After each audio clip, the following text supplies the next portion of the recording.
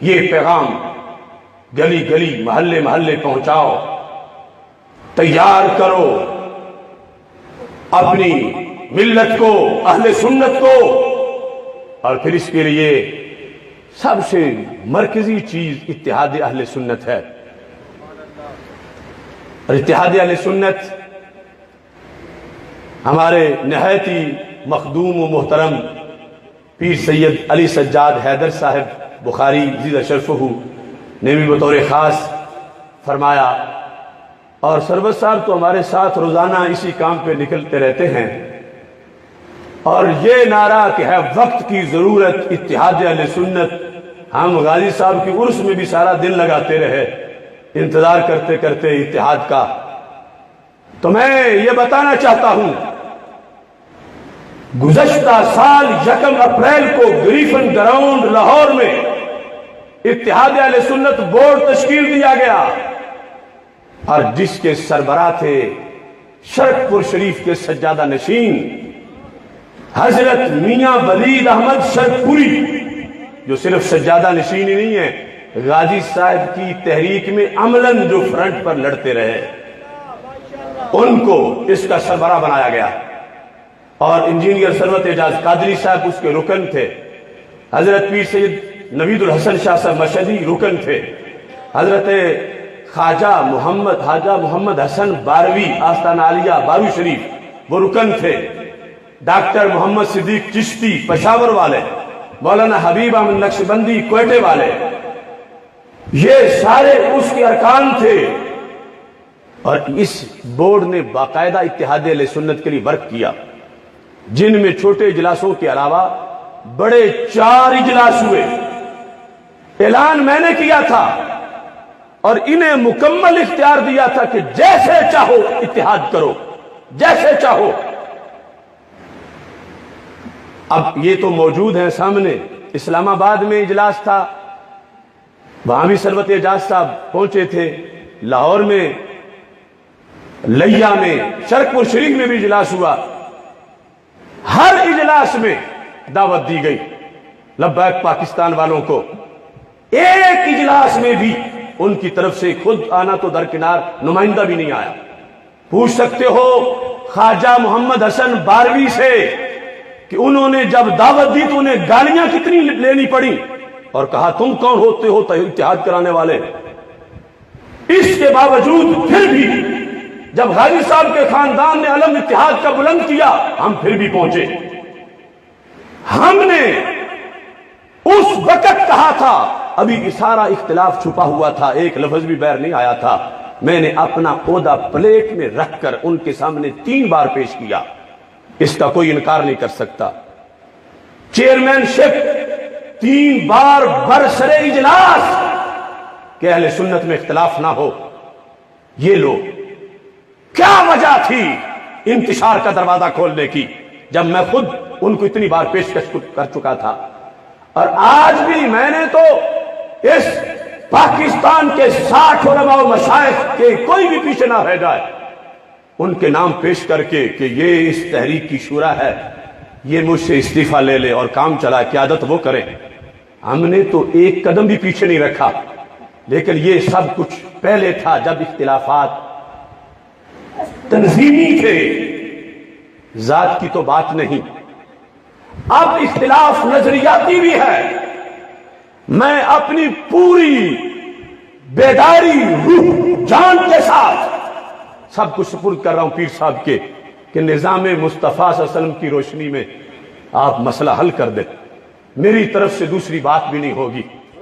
نظام مصطفیٰ کی روشنی میں اتحاد کا اعلان کر دیں۔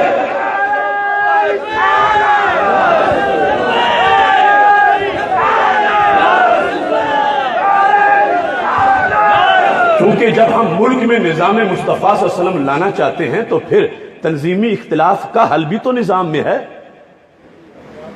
یہ نہیں کہ جیسے دنیا دار کہتے ہیں مٹی پاؤ ڈنٹ پاؤ، نہیں، شریعت نے ہمیں ضابطے دیے ہیں، اس کے مطابق اگر فیصلہ نہیں ہوگا تو کل پھر درار پڑے گی، اور اگر اس کے مطابق فیصلہ ہوگا تو پھر پکا فیصلہ ہوگا۔ اور اس وقت شرعی تقاضوں میں آپ مجھے بتائیں کیا پاکستان میں کوئی ایسا بھی عالم دین ہے جو قادیانیوں کو کافر نہ سمجھتا ہو؟ بولو تو صحیح، کوئی ایسا بھی عالم دین اہل سنت میں ہے جو قادیانیوں کو کافر نہ مانتا ہو؟ بولو تو صحیح، سارا بولو۔ اس خنزیر رانا ثناء اللہ نے جب یہ بکواس کیا کہ ہمارے علماء تو قادیانیوں کو کافر مانتے ہی نہیں، تو کیا اپنا اس کا نظریہ سامنے نہ آیا؟ جب اس نے یہ کہا جو آئین پاکستان سے غداری ہے، آئین میں یہ ہے کہ اگر کوئی شخص مسلمانوں کی اصطلاحات شرعی استعمال ایک بار کرے تو 3 سال جیل میں جائے۔ مثلا اپنے کفر گڑھ کو مسجد کہے، کسی کو کہ میری مسجد چلو، ہماری مسجد چلو، ایک بار مسجد کہے کفر گڑھ کو تو 3 سال جیل میں جائے۔ یہ ہے آئین پاکستان، یہ ہے آئین۔ اس ملک میں ایک قادیانی نے شادی کارڈ پہ بسم اللہ لکھا تو اسے 3 سال جیل اس لیے بھیجا گیا کہ تم دھوکہ دینا چاہتے ہو بسم اللہ لکھ کے۔ بسم اللہ تو مسلمان لکھتے ہیں، تم کافر ہو، تم نے کیوں بسم اللہ لکھا؟ اگر وہ اپنے گیٹ ٹوگیدر کو عبادت کہے، نماز کہے تو 3 سال جیل میں جائیں۔ یہ کیسا وزیر قانون ہے کہ جو مسلمان ہو کے ان کی بات کر رہا ہے؟ کہتا ہے وہ بھی تو نماز پڑھتے ہیں، وہ بھی تو روزہ رکھتے ہیں، وہ بھی تو مسجدیں بناتے ہیں، وہ بھی تو اذانیں دیتے ہیں۔ تو یہ اگر اس سے کسی کو کفر کی بدبو نہیں آتی تو اس کی حواس ہی سلامت نہیں۔ مجھے بتاؤ رانا ثناء جو ہے وہ ختم نبوت کا غدار ہے یا نہیں؟ غدار ہے، غدار ہے۔ تو ختم نبوت کا غدار کیا دوستی کا حقدار ہے؟ کیا مشورے کا حقدار ہے؟ کیا یہ کہ اس کی چائے پی جائے اس کا حقدار ہے؟ اور وہ بک بک کہے کہ فلاں فلاں تمہارے میرے ساتھ بیٹھ کے مشورے کرتے ہیں، میں بٹھاتا ہوں بیٹھتے ہیں، میں اٹھاتا ہوں اٹھتے ہیں، تو چاہیے کہ اس کے منہ پہ تماچا مار کر اس کے دانت نکالے جائیں۔ جب وہ کہتا مجھ سے سب کچھ طے کر کے گئے تھے، 2 بار جو اس نے کہا تو آج تک اس کی اس بکواس کا جواب نہ دینے والا ہمارے لیے داغ ہے کہ ہم اس کے ساتھ بیٹھے۔ وہ پہلے ستھرا تو ہو، مودی کے اور ٹرمپ کو لٹانے والے اور دعوے کرنے والے اس کنجر رانے کے سامنے کیوں لیتے ہیں؟ آج تک اس کے بیان کا جواب نہیں دے سکے۔ اور جو کسی شرعی حکم کی سزا پر چپ ہو جائے اور لکھ کے دینے میں فتویٰ نہیں لگاؤں گا، ایسے داغدار کے ساتھ بیٹھ کے ہم اپنی عاقبت نہیں خراب کرنا چاہتے۔ نظام مصطفیٰ میں پہلے ان کا حل ہوگا۔ اگر وہ زائد حامد مجرم نہیں تھا تو استعفیٰ کیوں مانگتے رہے؟ اور اگر تھا تو پھر یہ لکھ کر کیوں دیا کہ ہم اس پر کوئی فتویٰ نہیں لگائیں گے؟ شریعت کوئی موم کی بتی نہیں ہے، یہ کربلا سے گزر کے آئی ہے۔ پوری دنیا میں آج ہم شرمندہ ہیں یہ دن جو گزرے ہیں۔ کیوں؟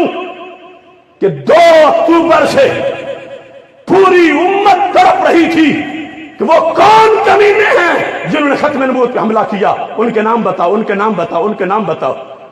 12 اپریل تک تو چھپانے کی مجرم حکومت ہے، تو تاریخ لکھے گی کہ 12 کے بعد کنہوں نے چھپائے، حکومت نے کن کے منہ پہ سیاہی لگائی، کون حکومت کے اہلکار بنے، یہ پوچھا جائے گا پیرانے طریقت سے، مفتیوں سے، لیڈروں سے۔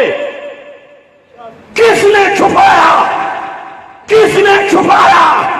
چاہیے تھا اگر مل گئی ہے رپورٹ راجہ ظفر الحق تو اگلے مٹ کھول کے کہتے یہ کمینے ہیں، تو کیا ان کو بھاگنے کا وقت دیا جا رہا ہے کہ حکومت پوری کر لیں؟ نہیں، ہم ان کمینوں کا جنہوں نے ختم نبوت پہ حملہ کیا اپنی آخری سانس تک اور ان کی حکومت کی آخری دن تک اور اس کے بعد الیکشن میں ان کا تعاقب کریں گے۔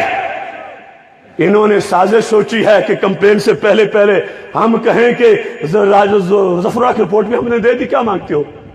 हमने FIR भी काट दी जो बकरियों के मरने पे भी नहीं कटती, क्या मांगते हो? तो हम मुंह पे मारते हैं ऐसी FIR को, हम मुंह पे मारते हैं उनकी इस साजिश को। ऐ हुक्मरान टोले, तुम मुजरिम हो, करोड़ों मुसलमानों के हाथ तुम्हारे गिरबान में है, खून की एक एक बूंद का तुमसे हिसाब लेंगे।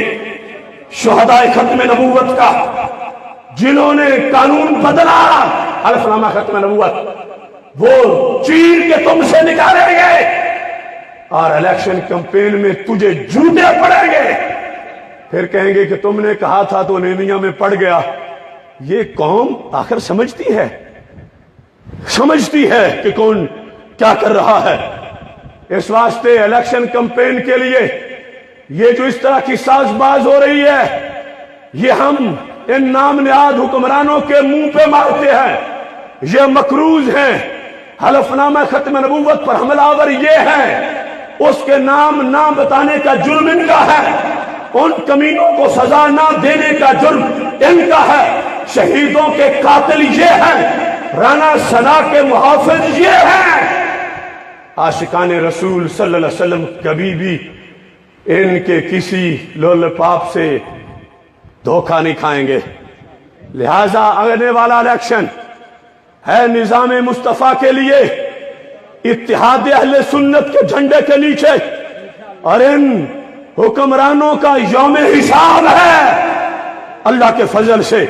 और इनसे एक एक बात का, एक एक शहीद के खून का, एक एक कतरे का, जख्मियों की एक एक आंख का, उनकी टूटी हुई एक एक हड्डी का इनसे हिसाब लिया जाएगा। और इन्हें धो के किसी को इलेक्शन कैंपेन में उतारने का मौका हम नहीं देंगे। अब जो 12 अप्रैल को उठ गए, पहले कहते थे फैजाबाद से सब कुछ ले लिया है, फिर रहता 12 को ले लिया, अब वो कैसे बोले इस हुकूमत के खिलाफ? वो कैंपेन में इनका क्या जुर्म बयान करेंगे? जो फतह मना रहे थे उन्होंने राना सना के सर तो दस्तार बांध दी इस पूरे नून टोले के पर कि इन्होंने जो मांगा दे दिया। लेकिन हम इस जुल्म के खिलाफ बोलेंगे। क्या बोलना चाहिए या चुप कर जाना चाहिए? और बोलो तो सही, बोलना चाहिए। और इसके लिए इंशाअल्लाह निजाम मुस्तफा सल्लल्लाहु अलैहि वसल्लम लेके आना है। अब मेरे साथ मिलकर नारे का जवाब